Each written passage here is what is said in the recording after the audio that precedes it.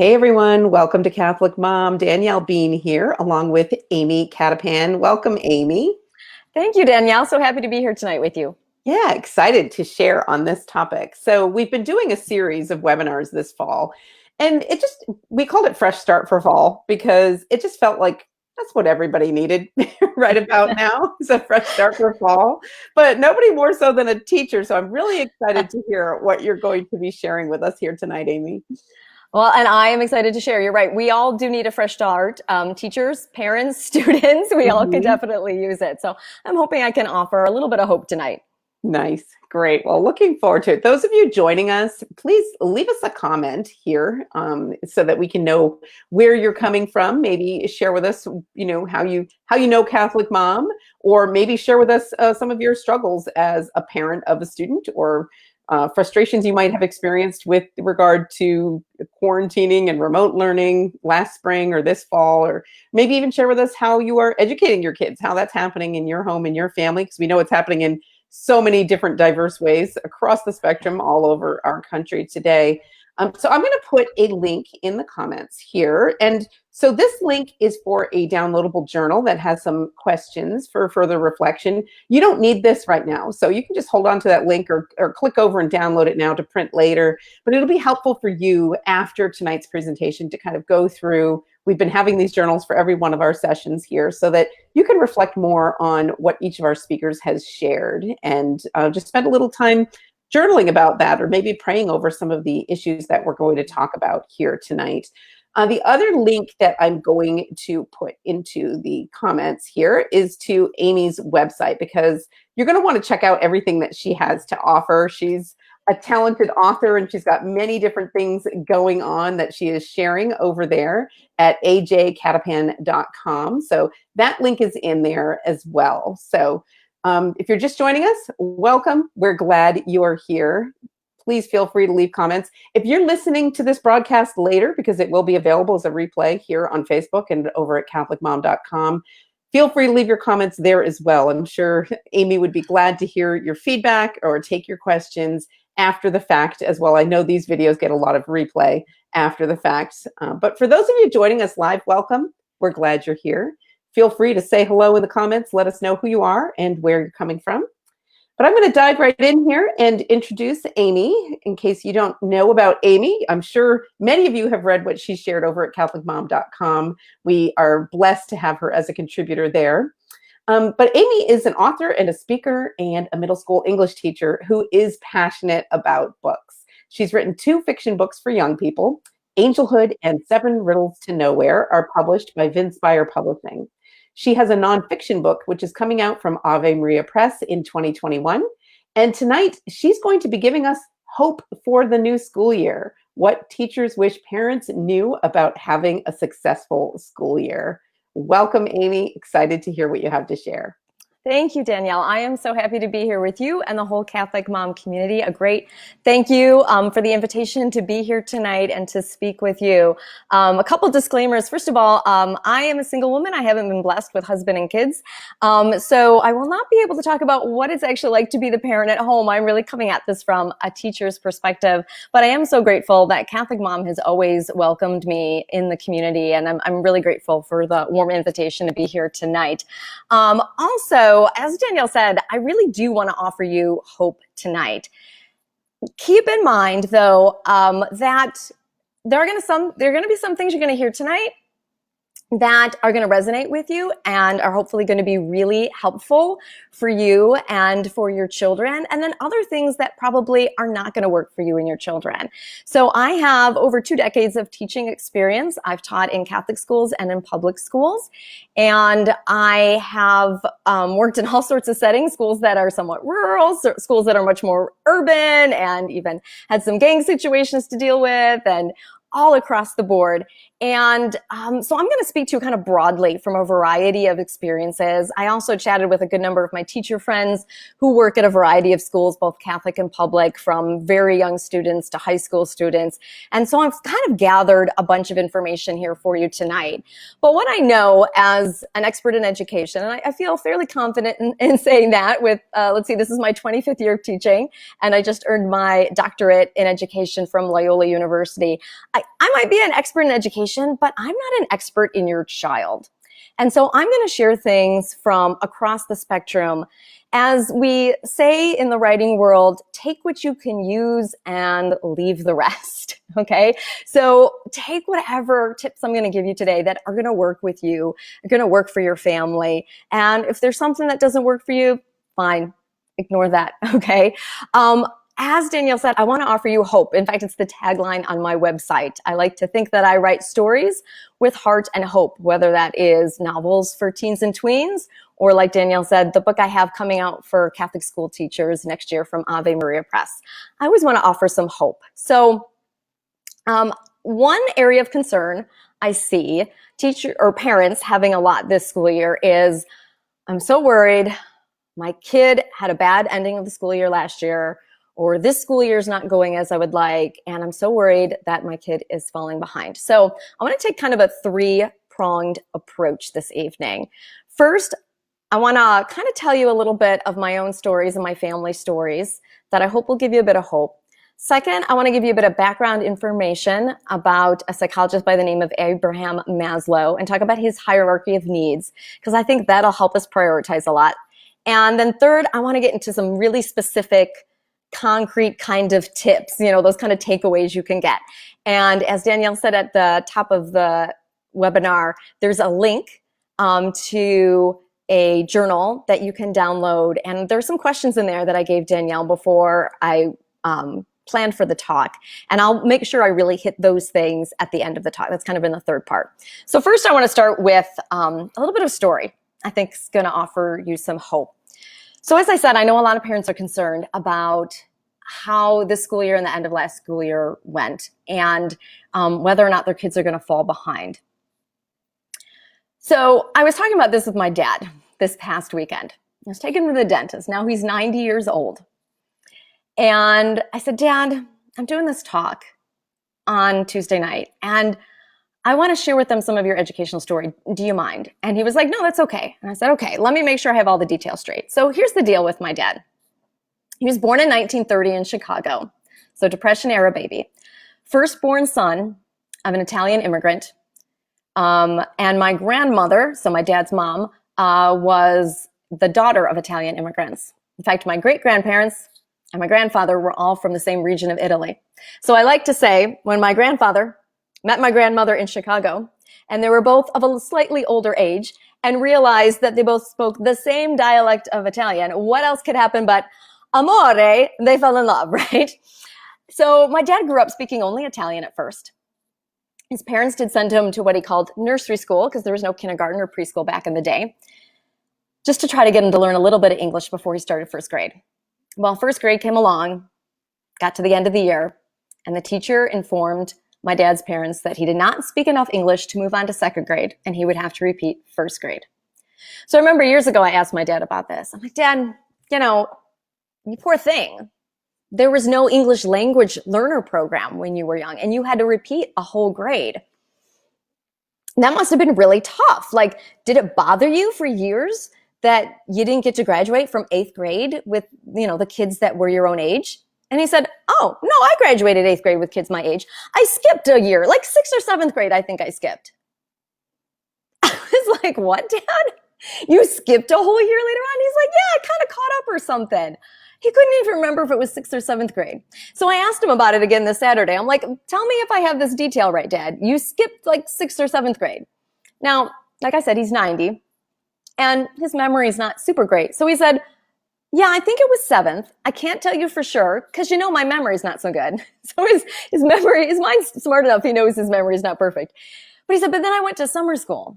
I said, why? You never told me this before. He said, yeah, I think I did 7th grade in summer school. Just condensed a whole school year into summer school. I said, okay, but you were still successful, right? He's like, yeah, he went on to high school. He was the first in his family to graduate from high school. Neither of my grandparents had high school educations. They finished at about 6th or 8th grade. And then he went on to college, did junior college for a few years in Chicago. And then he went to the University of Illinois, where he studied industrial engineering. And if you're not from the area, U of I's program in engineering is tough. So not only was my dad the first in his family to go to college, despite all the educational struggles he had when he was younger, and English language learner, repeating a grade, skipping a grade and doing summer school. He succeeded in one of the toughest programs at college and went on to become a successful engineer. Then my dad lays this on me this past Saturday. He goes, oh yeah, and then there was that time I was quarantined. I said, what now? There was no COVID back then. He's like, yeah, but you know my brother had polio.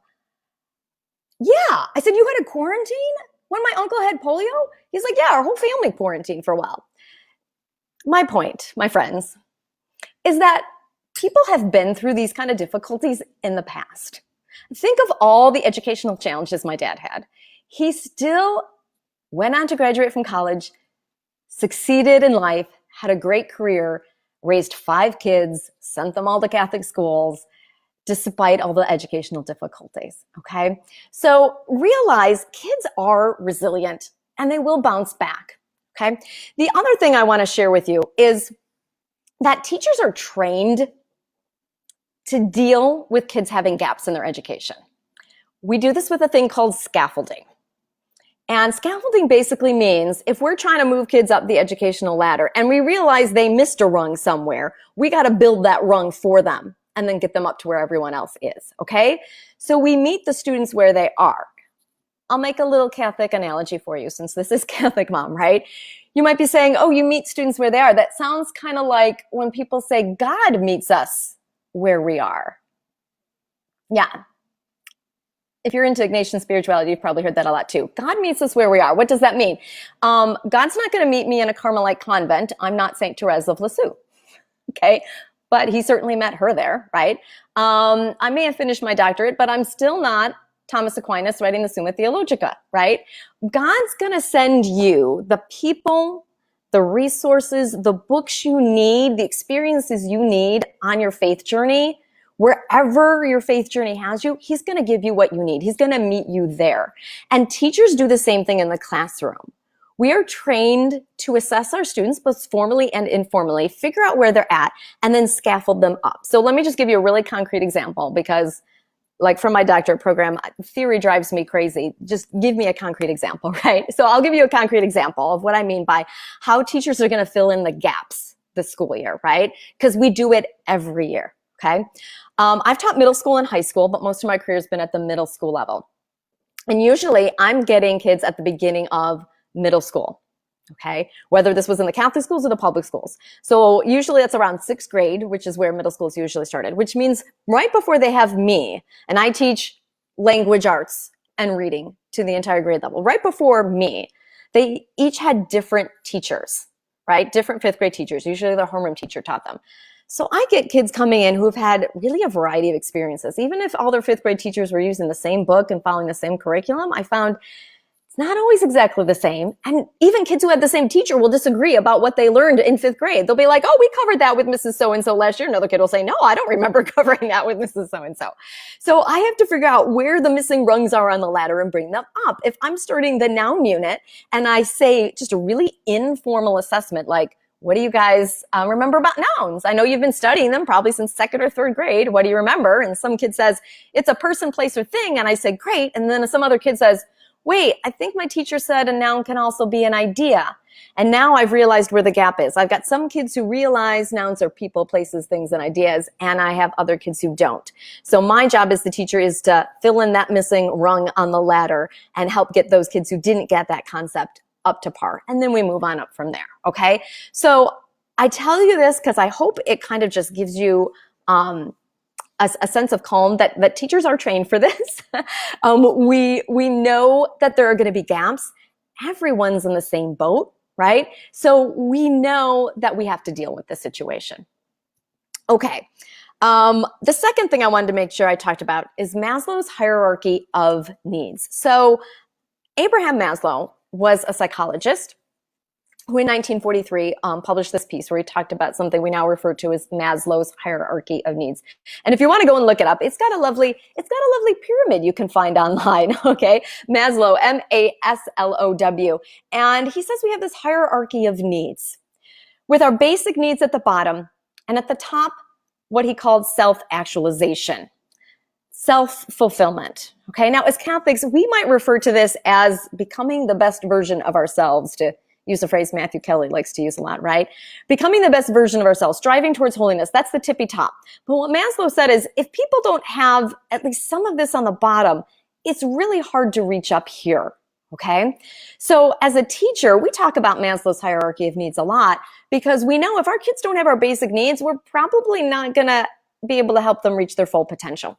So as a bit of background knowledge, because I think this will fit in well with the tips I'm going to give you in part 3 of this little webinar, I would like to go through Maslow's hierarchy of needs for just a few minutes. So at the bottom, as I said, are the basic needs. And there's kind of 2 levels to the basic needs. The very basic is the physiological needs.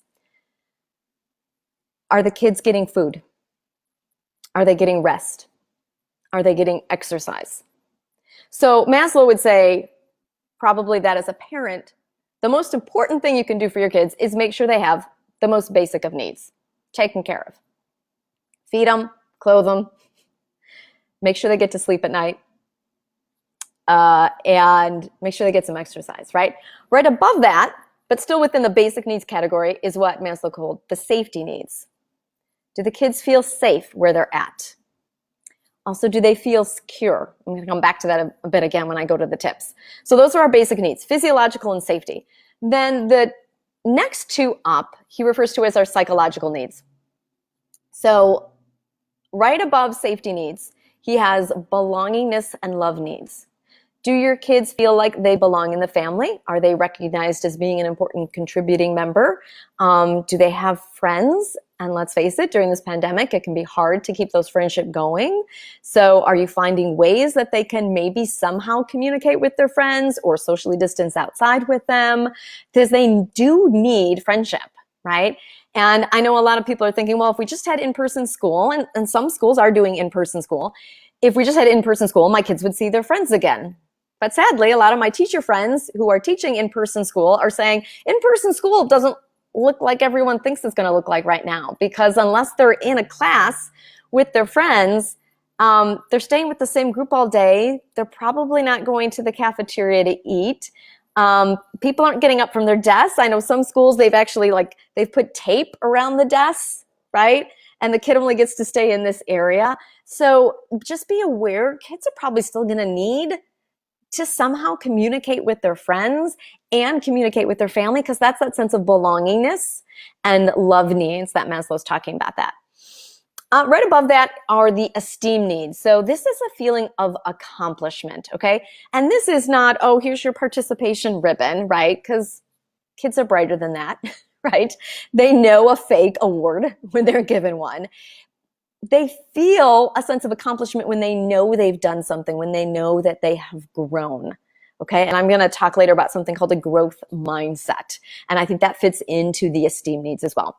And then, of course, the tippy top again is that self-actualization, self-fulfillment, achieving one's potential, becoming the person God has called you to be. Okay.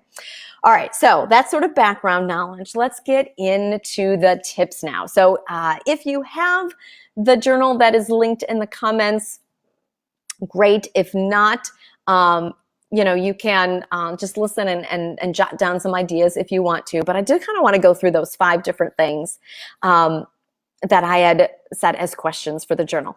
So these are kind of your tips. Your tips and tricks for setting your child up for success.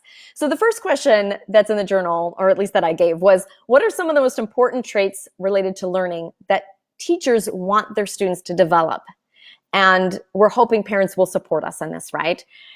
As an English teacher, you might think, oh, I want my kids to be great readers and great writers. But I will tell you that even more important than knowing the difference between an action verb and a linking verb are these 3 things I'm going to talk about. Because these 3 things, even if my students don't go on to become Pulitzer Prize winning novelists, they still need these 3 things, no matter what career they're going to have. So one thing all teachers want their students to develop is grit.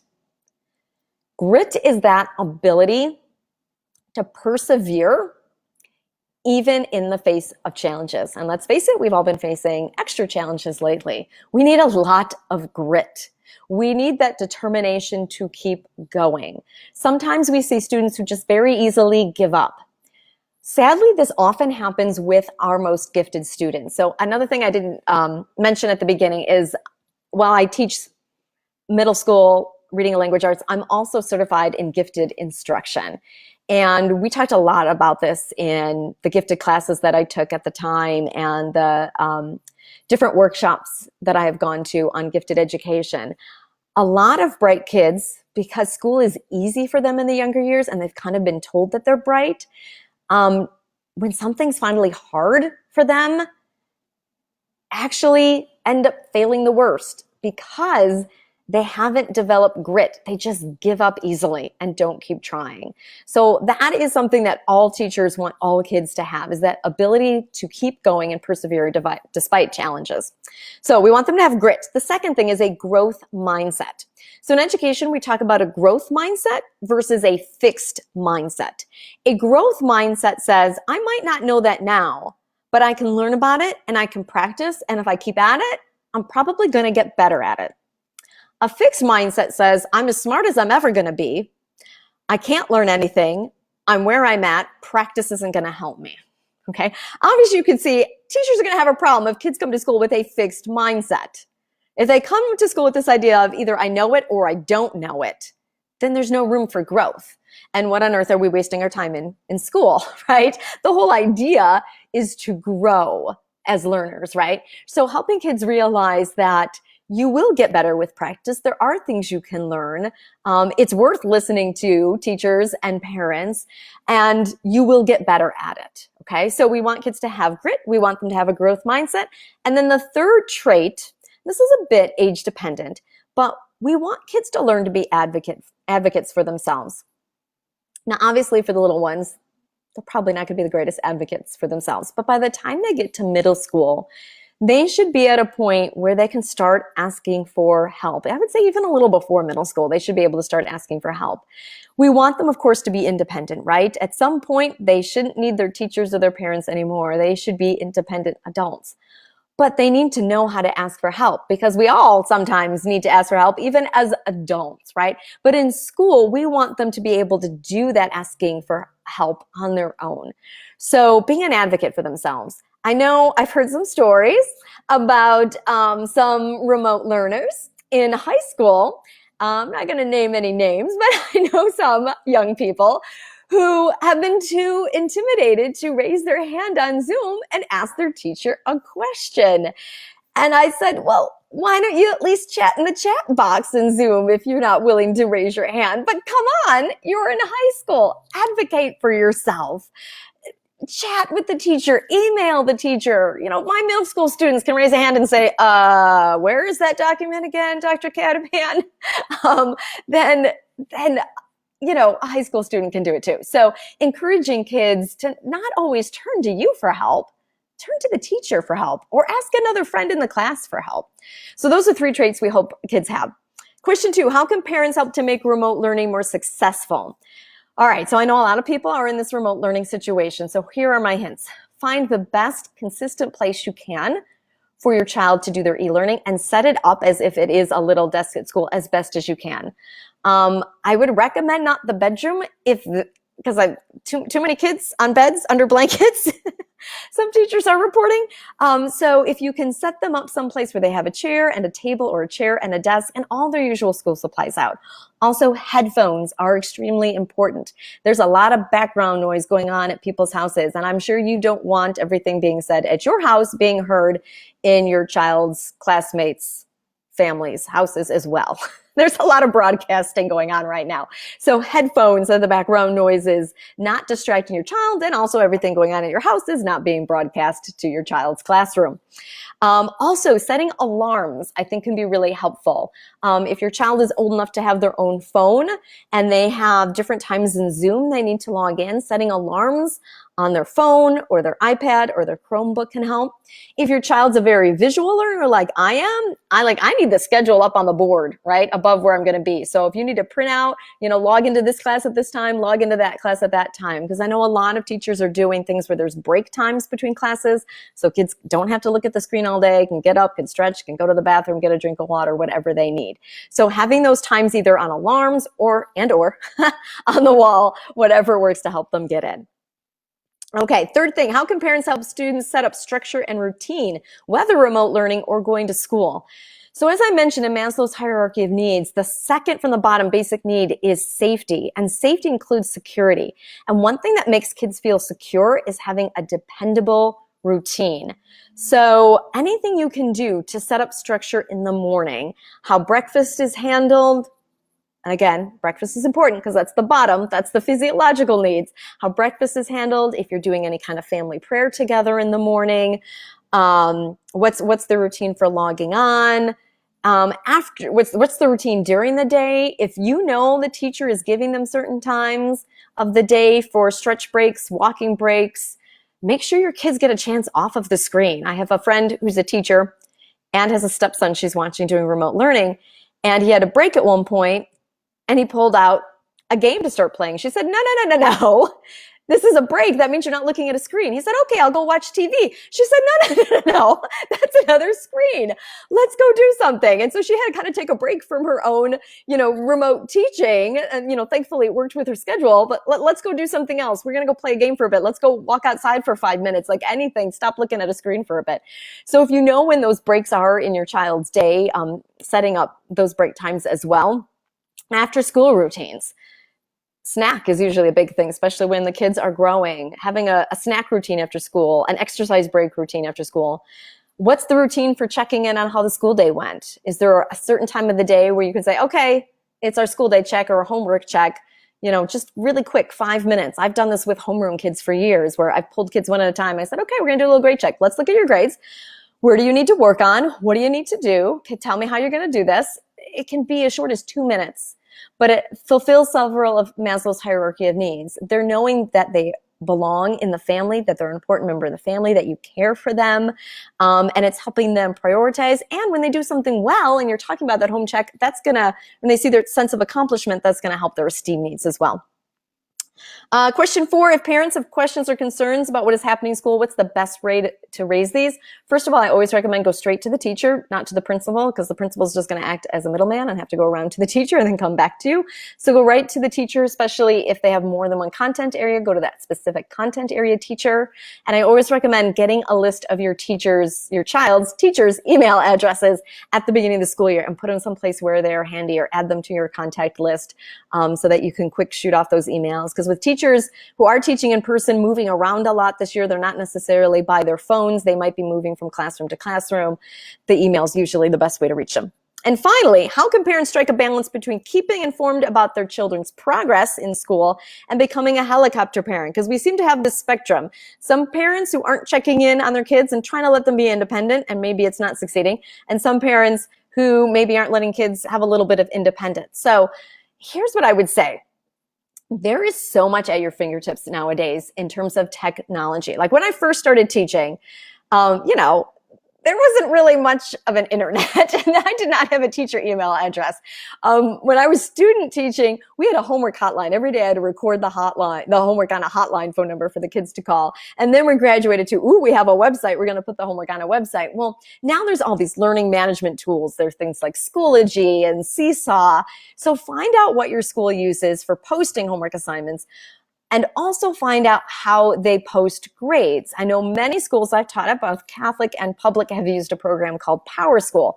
Make sure you know what program your child's school uses. Make sure you've got your username and password. And again, set up a routine. Maybe once a week, you and your child sit down and say, all right, let's look at the grades and let's see what's going, and click through them and ask them to talk about it. What are you learning? What was this assignment about?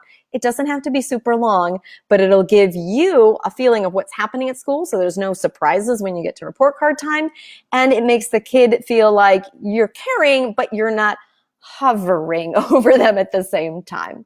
So I hope those suggestions give you some hope for the new school year, maybe some practical tips that will help you face this new school year. I know it is a challenging one, and for a lot of people, the grass is seeming to look greener somewhere else. But no matter what you're facing, no matter what option you've gone with for the school year, know that the teachers are doing what they've been trained to do. And all we're looking for from parents is that there's some support, as you always have given your kids support. If you're here at Catholic Mom, I know you're supporting your kids. I just hope I gave you a few little helpful tips. tips to make the school year a little bit easier. So thank you so much for joining me. I know we're going to have a little Q&A session here. Hi, Danielle. You're Yes, back. hi. Thank you so much for that, Amy. I thank God for teachers like you. I mean, I'm listening and I'm like, oh, well, will she be my kid's teacher? I think you're so amazing. And I have such respect for teachers. You know, we homeschool, but some of my kids go to school for high school or parts of high school. And all of our interactions with teachers over the years, I've just been in awe of their dedication and the hard work that we know that teachers put into our kids' education. So I want to say thank you for that. Thank you for Thank you. giving your lifetime to this education of children. So that's a beautiful gift. And thank you for sharing these in this very practical way here tonight. You said you wanted to give us hope, and that's really what I felt from what you shared, that there's a lot of hope. And these things that sometimes we're lying awake at night worrying about, like, oh, we're messing everything up, and oh, you know, my kid's failing science or whatever it is, that, you know, that story you shared from your dad, amazing. And that's going to stick with me, especially during those times when I start feeling like that, right? You get so involved in the nitty gritty and you can feel like everything's falling to pieces, but that story helps you to see a bigger picture, and that there are ways we can work through some of these difficulties. Yeah, yeah. And you know, it's okay if the growth right now is small, right? Like we're all kind of realizing that. I saw a meme at the beginning of the school year that said something like, "This is 2020, throw away your 2019 goals." Like they're not working this year, right? Not happening, yeah. They're gone, right? Right. And, you know, I'm looking at my curriculum and going, yeah, okay, things might not be the way I always want them, but we're going to hit the big points. We're going to get the things they really need to know so that they can move up to the next step. And, you know, like I said with my dad's story, okay, so maybe he repeated first grade, but he caught up somehow and it took time. It might not be overnight, but kids are resilient. Yeah, I think that's really very hopeful. And it reminds me of, you know, over the years, I shared that we homeschool, but in the early years of homeschooling, I was such a wreck about things. And I look back now and I'm like, oh my gosh, I can't believe I was obsessing about these little details. But that's kind of how you approach it, right? Yeah. And I've come to a different philosophy. And I was counseling a girlfriend of mine who's also a homeschooler, but a newer homeschooler, and was telling her, like, really, it's about, did you make forward progress today? Yeah. Like, did this child make forward progress in, you know, any subject today? Great. Like, that's great. Yeah. Everybody's moving forward, you know, exactly. Progress, however small it might be during certain seasons. I think it's really important to remember that. Yeah, and it's hard for us too. I know I've got in that book coming out from Ave, I've got a section in there too about, because it's relate to the gospel stories a lot, and I say teachings a lot too, like about the parables about planting the seeds, right? Some of the seeds you throw out are going to throw on the rocky ground and not going to do much. But you throw out more seeds and some of them fall on good soil, right? And things will grow. And also, if you just think about kids as being like seeds and the education that we plant in them, so to speak, you know, so one teacher, you know, I teach kids now for 1 year, right? When I taught in the Catholic schools, I might have seen them 6th and 7th or 6th, 7th and 8th grade even. And I could see, you know, the growth over the course of the years. If you teach them only 1 year, maybe you're the teacher who plants the seed, but it takes the next teacher to water the seed and the next teacher to throw some sunlight on it, right? And it just keeps going. So we don't always see. The beautiful thing, I think for parents, is at the end, you'll see all of it, right? The teachers, we only see it if they come back to us and they're like, hi, like I'm working, one of my coworkers now is one of my former students from my first year at my current school. That's great. And now he's back and he's working. So it's like, you know, rarely does that happen, but it does happen. And you see the wonderful growth that these people have. What a gift to be able to see that. I love that. So you mentioned about social isolation, which a lot of kids are suffering through. And I know even I've got 2 kids that are going to high school right now. And my son just mentioned to me the other day, they were talking about yearbook, and I've got 2 seniors, and he and his sister were talking about the yearbook and different things they do in the yearbook. And my son turned to me and he said, yearbook doesn't really make any sense this year because people aren't doing stuff together. Like, you can't pick like, oh, this is the cutest couple, or this is most likely to be president, or whatever. He's like, we're not interacting. We're like in our little boxes, and you're with your own people, and nobody's supposed to get close to each other, or, you know, even see somebody's facial expression behind a mask. All these limitations to even regular social interaction Mhm. happening in the school place. But do you have any recommendations for ways parents can try to meet that need for their kids? Yeah, so it is hard, especially since I'm in Chicago and it's going to start getting cold. But I'll give you an example of a family I know who they had two kids with birthdays in the summer, and normally, right, there'd be a big party. So what they did is they actually they found a company that would bring a party to the outdoors. It was a science lab for kids, and there were different stations. Oh, And so the cool. kids got to come and they could keep their masks on. But they were at the different stations. They got to see each other. They got to interact with these cool things. And the kids got to see each other in ways that they didn't. So I would say keep looking for those kind of unique ways that kids can see each other. Because as you said, even for those coming in person, everyone's behind a mask. Yeah. It's awkward. Seriously limited. Yeah, it's seriously limited. So I think it has to be a matter of finding those unique situations where, maybe kids can go for a bike ride together or something. It's got to be age appropriate. I don't know what to do for the poor high school kids. I know some of them are like, if they got part-time jobs, that's like some of their social interaction is Exactly. if they were able to maintain their part-time job. I know a bunch of high school students were like, well, no, they let me go. Yeah, exactly. Yeah. So I think that's definitely a challenge, but I like the idea of leaning toward the outdoors. Up here in New Hampshire, it gets cold too, but I don't think that's any excuse. There's skiing. They can right? go skiing. We can go cross-country skiing, sledding. Snowshoeing, just go for a walk in the cold. It gets you some of that away from screen time anyway. I think we need to be creative and just be looking for outdoor ways to connect, because I think that, the science is showing that that's actually safe for the most part, outdoor activities. So yeah, I think we just need to be creative, but just being aware that our kids have that need and looking for ways that make sense. We do as adults too. Like I have a group of teacher friends from a variety of different schools, and one friend has a fire pit, and she's like, this is what we're doing this winter. She's like, because I need to see you. We need to talk. Yeah. And so I'm just going to get the fire pit, and all winter we're just going to sit around the fire. A great plan. I like that. That's a great plan, a great way to stay connected. Well, before we have to wrap up, I did just want to highlight what you shared about grit, because I think that's so important. And that really stood out to me, that is what we want for our kids. No matter, what other goals they might have in life, we want them to be able to persevere, do hard things. Do you have any advice for somebody who is looking at their kid and saying, this kid's got no grit, for whatever reason? And I know they all have different temperaments and personalities, but I know for some of my kids more so than others, you're just like this, this is a gap for sure. Do you have any ideas for things parents might consider doing or challenges they might set up for their kids to help them grow some grit? I would say start with things that they are interested in, even if they're non-school related, right? Something that's challenging for them, but they can grow in. So I'll give this example too, and without naming any names. I know a family.